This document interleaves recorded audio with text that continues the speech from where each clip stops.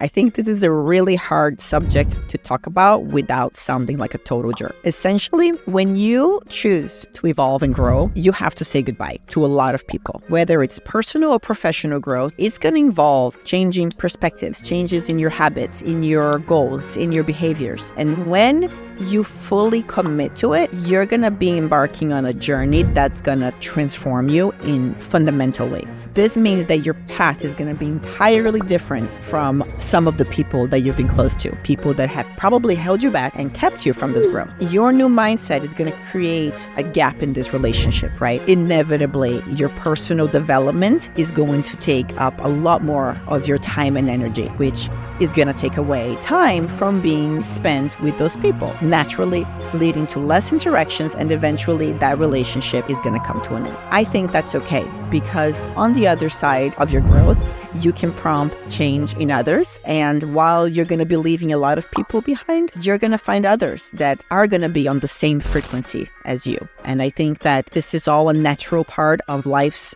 evolution, of self-improvement, and in trying to reach our full potential. All right, but guys, I don't want you to come out and destroy me in the comment section. I'm not saying for you to forget the people who were there with you in the beginning. I am just saying that sometimes it's okay to let them go.